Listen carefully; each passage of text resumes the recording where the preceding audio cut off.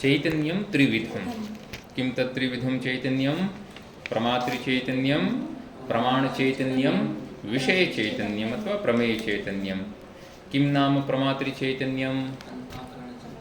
अंतःकरणावच्छिन्नं चैतन्यं प्रमातृचैतन्यं। तर्हि प्रमाणचैतन्यं वृत्त्या आकारस्य आवश्यकता नहीं, वृत्ति अवच्छिन्नं, वृत्ति अवच्छिन्नं, अंतःकरण वृत्ति अवच्छिन्नं चैतन्यं प्रमाणचैतन्यं। सम्यक्। किं नाम विषयचैतन्यं? हाँ, घटादि है ना, घटादि विषयावच्छिन्नं चैतन्यं विषयचैतन्यम् अथवा प्रमेयचैतन्यम्।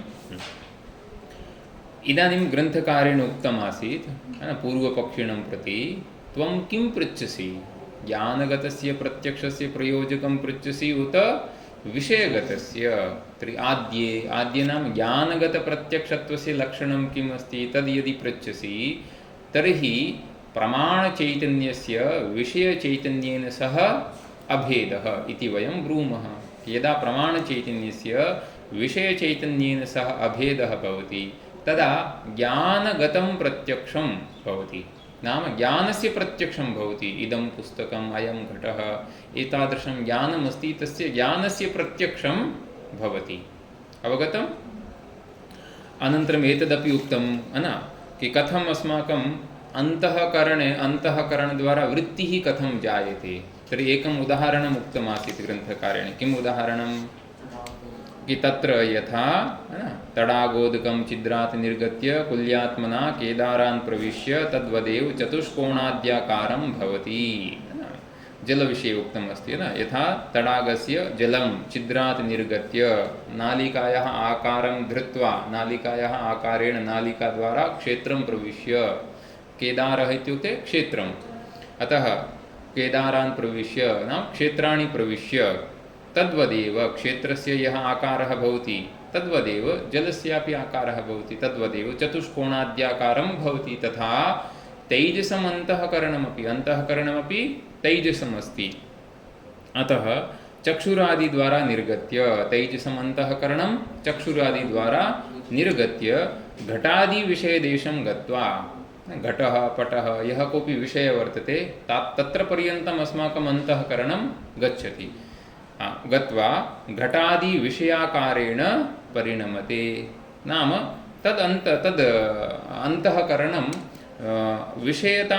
विषयताश्रयो भवति। तद् अंतःकरणं न स एव परिणामो वृत्तिः इति उच्यते। अंतःकरणस्य एतादृशः परिणामः एव किम् उच्यते? वृत्तिः। वृत्तिशब्देन निगद्यते। इदानीं यत्र कुत्रापि प्रत्यक्षं भवति, विषयस्य प्रत्यक्षं भवति, तत्र अस्माकम् अन्तःकरणं यानि इन्द्रियाणि सन्ति तद्वारा बहिर्गच्छति। अनन्तरं बहिर्गत्वा यत्र विषयः वर्तते तत्र पर्यन्तं गच्छति। अनन्तरं विषये यद् चैतन्यमस्ति, अनन्तरम् अंतःकरण नाम प्रमाणम्, अंतःकरणावच्छिन्नं चैतन्यं नाम प्रमाणचैतन्यं, प्रमाणे अंतःकरणवृत्तौ यद् चैतन्यमस्ति तयोर्मेलनं भवति। यदा मेलनं भवति तदा विषयस्य, तदा ज्ञानस्य प्रत्यक्षं भवति। अतः सर्वत्र प्रत्यक्षस्थले एषा प्रक्रिया वर्तते। किन्तु यदा वयं पर्वते धूमं दृष्ट्वा अग्नेः अनुमानं कुर्मः तर्हि धूमपर्यन्तं तु अंतःकरणं गच्छति। पर्वते यः धूमः वर्तते तावत्पर्यन्तं तु अंतःकरणं गच्छति। अंतःकरणम् इत्युक्ते धूमाकार अंतःकरणवृत्तिः अंतःकरणे उत्पन्ना भवति। तद्वारा अंतःकरणं चक्षुद्वारा बहिर्निर्गत्य धूमः पर्वते यत्र वर्तते तावत्पर्यन्तं गच्छति, अंतःकरणं गच्छति। अतः धूमस्य प्रत्यक्षं भवति। यतोहि धूमे यद् चैतन्यमस्ति, अनन्तरं धूमाकार अंतःकरणवृत्तौ यद् चैतन्यमस्ति, तयोः अभेदः भवति, तदा धूमस्य प्रत्यक्षं भवति। किन्तु पर्वते तस्य धूमस्य जनकः यः अग्निः वर्तते तावत् तत्र पर्यन्तम् अंतःकरणं न गच्छति। अतः अग्नौ यत् चैतन्यमस्ति, अग्न्यवचिन्नं चैतन्यं, तस्य अनन्तरम् अग्न्याकार अंतःकरणवृत्त्यवचिन्न चैतन्यम्, अनयोर्मध्ये अभेदः न भवति, भेदः एव तिष्ठति। अतः अग्नेः प्रत्यक्षं ज्ञानं न भवति। तदेव उच्यते अनुमित्यादि स्थले तु न अंतःकरणस्य वन्यादिदेशगमनम् वन्यादेः चक्षुरादि असन्निकर्षात् न अतः वन्यादि यः विषयः वर्तते तस्य विषयस्य इदानीं चक्षुरादि सन्निकर्षः नास्ति चक्षुरादि असन्निकर्षात् तथा च अयं घटः इत्यादि प्रत्यक्षस्थले तथा च किम् आगतं निर्गणं निर्णयः कः आगतः तर्हि तथा च अयं घटः इति एकं ज्ञानमस्ति अयं घटः इत्युक्ते पुरतः विद्यमानं घटं दृष्ट्वा ज्ञानं यदुत्पद्यते अयं घटः इत्यादि प्रत्यक्षस्थले किं भवति घटादेः यः घटः वर्तते तस्य घटस्य अनन्तरं तदाकारवृत्तेश्च तदाकारवृत्तिः इत्युक्ते घटाकारवृत्तिः न तस्याः वृत्तेश्च बहिः इत्युक्ते अन्तःकरणात् बहिः देशे बहिः एकत्र नाम एकस्मिन् स्थाने देशे नाम स्थाने किं भवति न द्वयोः नाम अपृथक् देशत्वम् आयाति एकत्र देशे समवधानात् इत्युक्ते द्वयोः एकदेशत्वम् आयाति द्वयोः अपृथक् देशत्वम् आयाति अपृथक् देशत्वम् इत्युक्ते एतावता अंतःकरणस्य नाम घटाकार अंतःकरण वृत्त्यवचिन्न चैतन्यस्य स्थानं किञ्चित् भिन्नमासीत् घटावचिन्न चैतन्यस्य स्थानं किञ्चित् भिन्नमासीत् तत् चैतन्यम् अन्यत्र आसीत् घटाकार अंतःकरण वृत्तिः अन्यत्र आसीत् तर्हि द्वयोः अपि समवधानं नासीत् समवधानं यानी दोनों पास में नहीं थे दोनों एक स्थान में नहीं थे दोनों अलग अलग स्थान में थे किंतु जैसे ही उस घट इत्यादि का चक्षु इत्यादि इंद्रियों के द्वारा सन्निकर्ष हुआ तो घटाकार अंतःकरण वृत्ति और घट ये विषय ये दोनों एक स्थान में आ गए मिल गए यानी एक स्थान में आ गए एक स्थान में आने से क्या हो गया ना समवधाना तद उभयावचिन्न चैतन्यम एकमेव तो इन दोनों से जो अवचिन्न चैतन्य था वो भी एक हो गया घट और घटाकार अंतःकरण वृत्ति ये दोनों एक स्थान में आ गए एक स्थान में आ गए तो घट में जो चैतन्य है उसको कहेंगे घटावचिन्न चैतन्य और घटाकार अंतःकरण वृत्ति में जो चैतन्य था उसको घटाकार अंतःकरण वृत्त्यवचिन्नम चैतन्य वो भी दोनों एक हो गए हैं क्योंकि घट और घटाकार अंतःकरण वृत्ति जैसे ही एक स्थान पर आई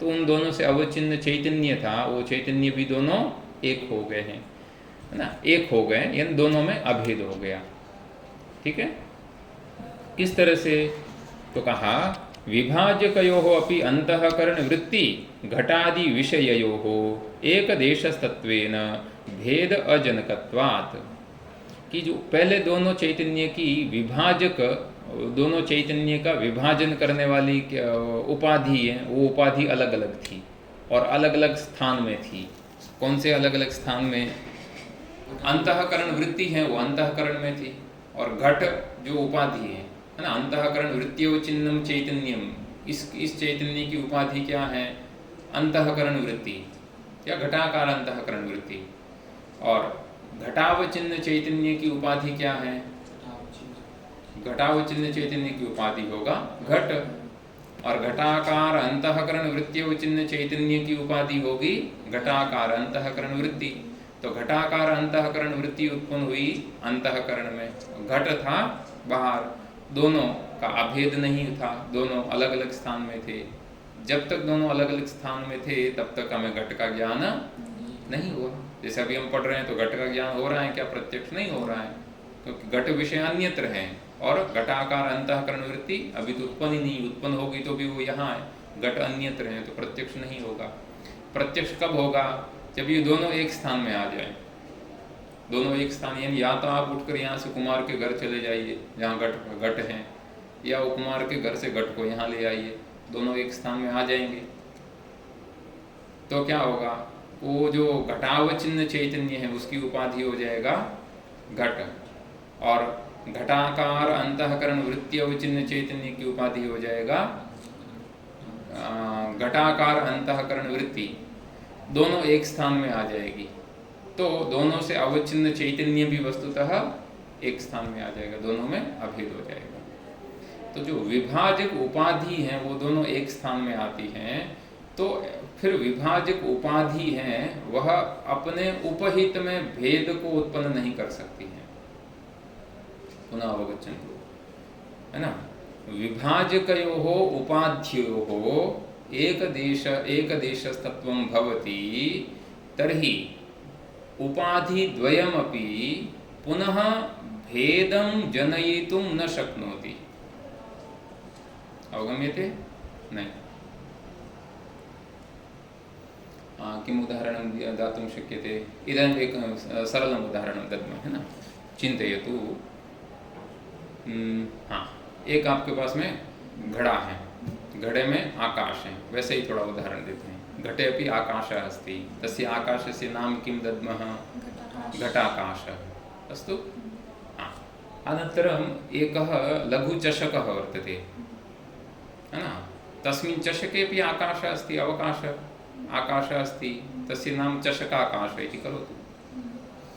इदानीं घटः अत्र अस्ति, चषकः अत्र अस्ति।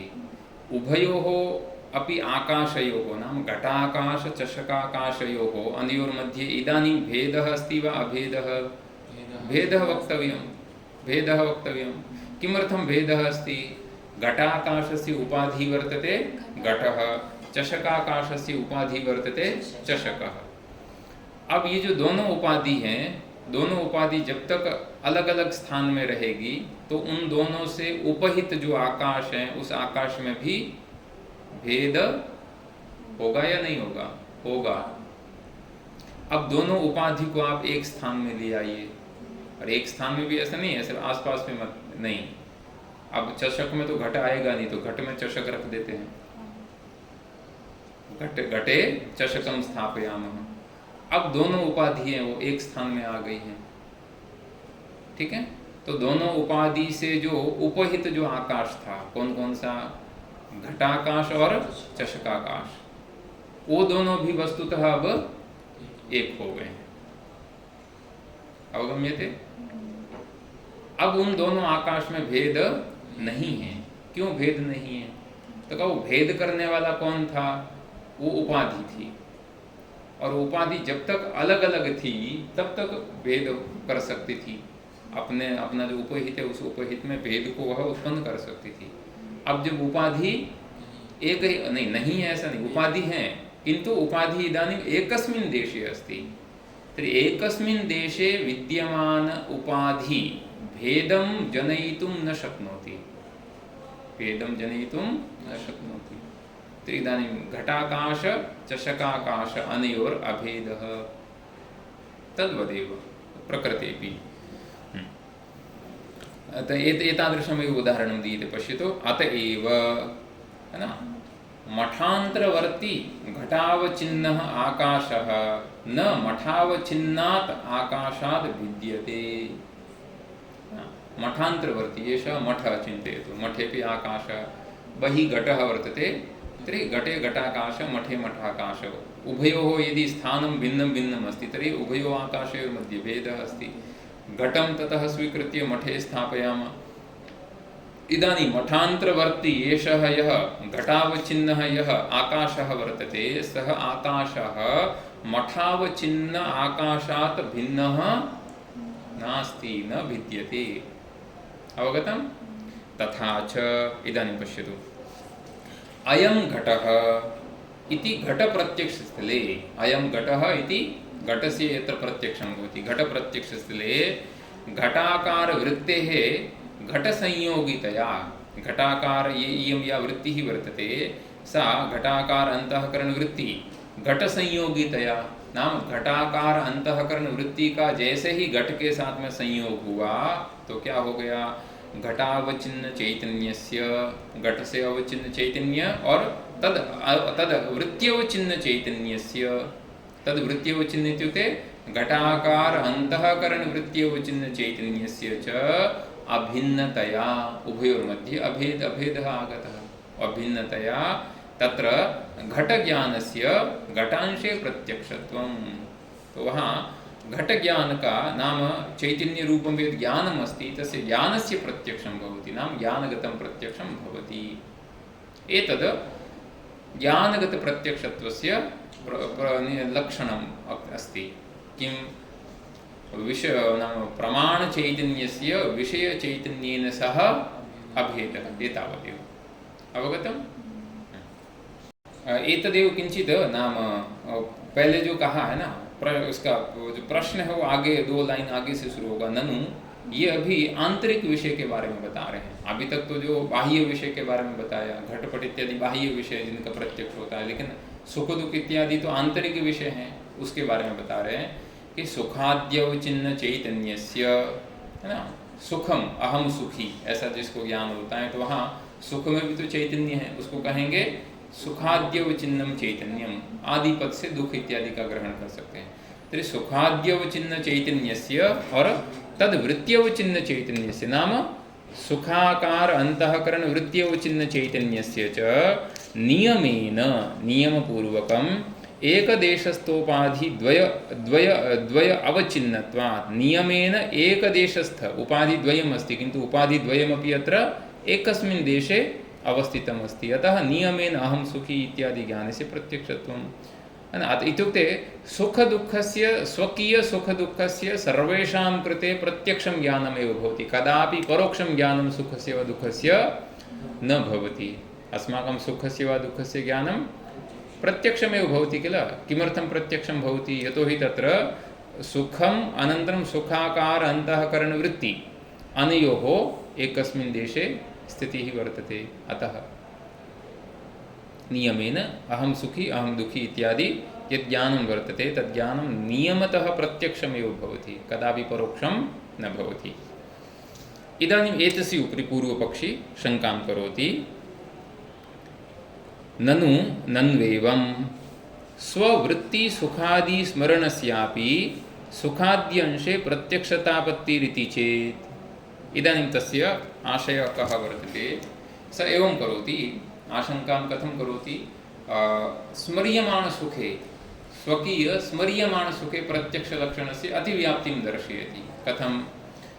तो पूर्व पक्षी ऐसा कह रहा है, भाई अभी तक आपने यह बताया कि विषय और विषयाकार अंतःकरण की वृत्ति, ये दोनों जब ये दोनों उपाधि हैं, ये दोनों उपाधि जब नियम पूर्वक किसी एक देश में स्थित होती हैं, तो विषयावचिन्न चैतन्य और विषय और अंतःकरण वृत्त्यवचिन्न चैतन्य, इन दोनों में अभेद होता है तो हमें ज्ञान का प्रत्यक्ष होता है। तो आपने अयम घटः इस स्थल पर भी इस लक्षण का समन्वय किया, और अहम सुखी अहम दुखी इस स्थल पर भी आपने लक्षण का समन्वय कर दिया। पर कभी कभार क्या होता है कि हमें सुख का स्मरण हो रहा है, सुख का स्मरण हो रहा है। पहले मैं बहुत सुखी था, यहाँ आकर मैं दुखी हो गया हूँ, तथा किमपि स्मरणम् अस्ति किल। गत सुखस्य स्मरणं भवति, अतीतस्य सुखस्य स्मरणं भवति। अभी बैठकर सोच रहा है पहले मैं कितना सुखी था।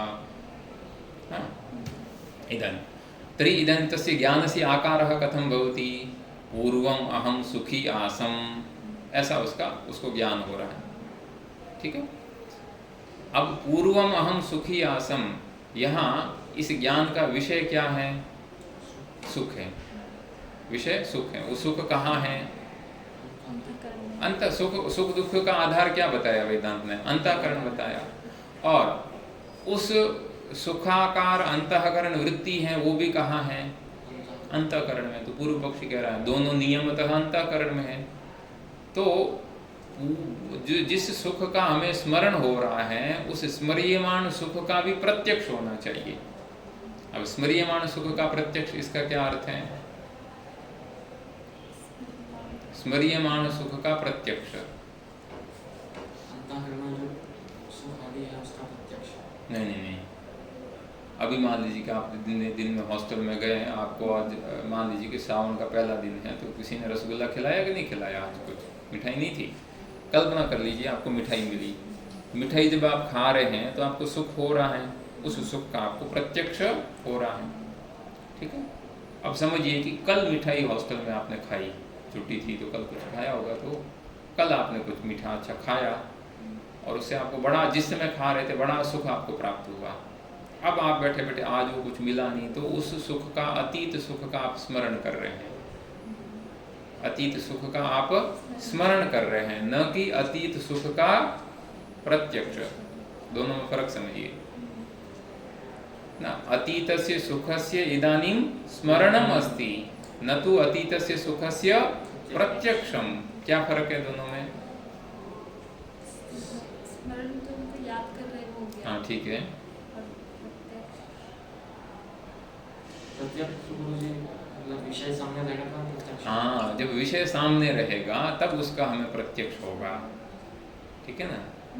जिसको हम दूसरे शब्द से अनुभव भी कहते हैं, मैं अनुभव कर रहा हूँ, ठीक है।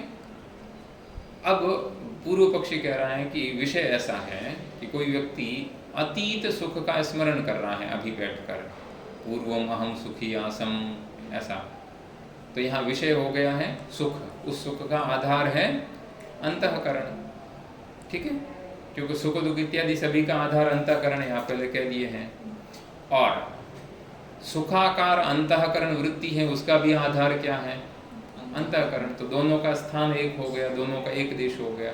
तो आपका तो नियम है कि जैसे ही विषय और प्रमाण, विषय और प्रमाण ये दोनों एक स्थान में आ जाए, यानी विषय चैतन्य और प्रमाण चैतन्य ये दोनों एक स्थान में आ जाएं, तो फिर दोनों में अभेद हो जाता है।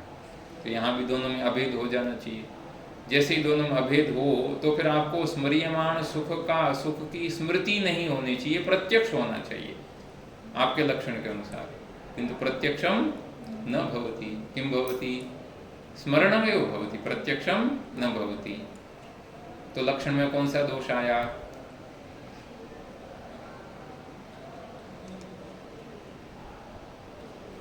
स्मर्यमाण सुख में प्रत्यक्ष लक्षण नहीं जाना चाहिए, लेकिन फिर भी वहां जा रहा है, तो कौन सा दोष? अतिव्याप्ति। समझ में आ रहा है आरुषि? हाँ, तो ये देखो अतिव्याप्ति को यहाँ आपत्ति शब्द से कहा है। देखो, नन्वेवं स्ववृत्ति सुखादि स्मरणस्यापि सुखाद्यंशे प्रत्यक्षत्वापत्ति, है ना। सुखादि अंश में, सुखादि अंश तो वहाँ स्मर्यमाण है, उस स्मर्यमाण सुखादि अंश में भी प्रत्यक्ष की आपत्ति आएगी, ऐसा पूर्व पक्षी ने कहा आपके इस लक्षण से। अब तो अब क्या करेंगे भाई, लक्षण में ऐसा पूर्व पक्षी कहीं न कहीं दोष देता है, और यदि वो दोष उसके भ्रम के कारण है तो हम उसके भ्रम का निवारण करते हैं। उसकी अज्ञानता के कारण यदि वो दोष दे रहा है, नासमझी के कारण दे रहा है, तो उसके नासमझी को दूर करते हैं। और यदि सचमुच में उसने दोष दिया और हमारे लक्षण में कहीं दोष आ रहा है, तो फिर क्या करेंगे? अपने लक्षण में थोड़ा परिष्कार करेंगे। लक्षण में परिष्कार कैसे करते हैं? कोई विशेषण दल जोड़ देते हैं, यही होता है ना। तो अतिव्याप्ति अगर आती है तो प्रायः कोई हम विशेषण दल जोड़ देते हैं। तो यहाँ भी ऐसे ही कर रहे हैं। तो ग्रंथकार ने क्या कहा? तत्र स्मर्यमाण सुखस्य अतितत्वेन और स्मृति रूप अंतःकरण वृत्तेः वर्तमानत्वेन पश्यतु। ग्रंथकार ने कहा कि यहाँ विषय और उस विषयाकार वृत्ति ये दोनों एक स्थान पर आई ही नहीं है। वस्तुतः ये दोनों एक स्थान पर नहीं है। क्यों नहीं है? तो कहा स्मर्यमाण सुख है वह तो अतीत है, और स्मृति रूप जो अंतःकरण वृत्ति है, सुखाकार अंतःकरण वृत्ति है, वह वर्तमान कालीन है, और स्मर्यमाण सुख है वह अतीत कालीन है। तो यहाँ काल का भेद है, काल का भेद है। तो तत्र उपाधि और भिन्न कालीनतया, दोनों ही उपाधि में यहाँ भिन्न कालीनत्व है, काल का भेद है। और ये काल का भेद है तो तद अवच्छिन्न चैतन्य यो भेदात, इसलिए इन दोनों से अवच्छिन्न जो चैतन्य है उन चैतन्य में भी भेद ही है, अभेद नहीं आ पाएगा, क्योंकि दोनों भिन्न कालीन है, दोनों भिन्न कालीन है। ठीक है। उपाध्ययोः एकदेशत्वे सति एककालीनत्वस्यैव उपधेय अभेद प्रयोजकत्वात्। कहा कि दोनों उपाधि यदि एक देश में हो तो दोनों में अभेद होता है, ऐसा तो हमने कहा था। पर इसका ये भी अर्थ है कि दोनों उपाधि एक देश में हो, लेकिन वो दोनों उपाधि एक देश में, एक स्थान में भी एक काल में हो तो दोनों में अभेद होता है, ये हमने कहा था। ठीक है। इसलिए आपकी जो शंका है वो शंका वैसे यहाँ आ ही नहीं सकती है, क्योंकि यहाँ तो काल का भेद है, तो दोनों में अभेद तो हुआ ही नहीं है। फिर भी यदि आप मानते हैं कि नहीं दोनों तो एक स्थान में ही हैं, है ना, तो आप इसको ऐसा समझ लीजिए कि जैसे एक ग्लास है, उस ग्लास में है ना, एक में यमुना का जल है, दूसरे में गंगा का जल है, ठीक है। तो एक गिलास में आप दूसरी गिलास का जल मिलाते हैं तो दोनों में अभेद हो जाता है, ठीक है। पर एक गिलास में यमुना का जल था, वो आपने निकाल दिया, खाली कर दिया, और फिर उसमें आप गंगा का जल मिलाएगा तो अब गंगा और यमुना का जल एक हो गया? नहीं होगा ना, दोनों का काल अलग अलग हो गया है। आप ये नहीं कह सकते नहीं, इसी गिलास में वो यमुना का जल भी था जिसमें अभी हमने गंगा का डाला है, उसमें यमुना का भी था, तो दोनों जल तो एक हैं, दोनों का स्थान एक है लेकिन काल अलग अलग हो गया, ठीक है। तो काल का भेद है। फिर भी यदि आप पूर्व पक्षी दोनों एक ही स्थान में हैं तो उन दोनों में अभेद होना चाहिए, ऐसा अगर आप आग्रह करते हैं तो हम अपने लक्षण में एक विशेषण दल जोड़ देंगे। कैसे? यदि च एक देशस्तत्व मात्रम उपधेय अभेद प्रयोजकम, यानी भिन्न भिन्न कालीन एक देश में स्थित दो उपाधियों को यदि आप अभेद का प्रयोजक माने, तदा अहम पूर्वम सुखी इत्यादि स्मृतौ अतिव्याप्ति वारणाय वर्तमानत्वम विषय विशेषणम देयम। तो जो हमारा लक्षण है उसमें वर्तमानत्वम एक विषय विशेषण दे देंगे, तो हमारा लक्षण क्या बन जाएगा? वर्तमान विषय चैतन्यस्य, पहले क्या था? विषय चैतन्यस्य प्रमाण चैतन्येन सह अभेद, अथवा प्रमाण चैतन्यस्य विषय चैतन्येन सह अभेद, ऐसा था ना। अब विषय चैतन्य में एक दल जोड़ दीजिए बस, तो क्या बन जाएगा? प्रमाण चैतन्यस्य वर्तमान विषय चैतन्येन सह अभेद अतिव्याप्ति परिहृता। अवगतम? हाँ, इतना हो गया। अब इसके ऊपर पूर्व पक्षी एक और दूसरी कोटि लेकर आ रहा है, वो और दूसरा उसने ऐसा स्थल ढूंढा है, हाँ, फिर वो कहीं न कहीं से अतिव्याप्ति अव्याप्ति कुछ लेकर आएगा, वो भी बहुत चतुर है। हाँ, तथा अध्येतावनी अस्तु अवगम्यते किल? हाँ, समझ में आएगा तो फिर ये एक एक आपको तंतु पकड़ कर कैसे कैसे कैसे ग्रंथ आगे बढ़ रहा है पकड़ सकते हैं। नहीं समझ में आएगा तो क्या चल रहा है ये सब। हाँ, अतः ऋषि पठतु पुनः। अस्तु।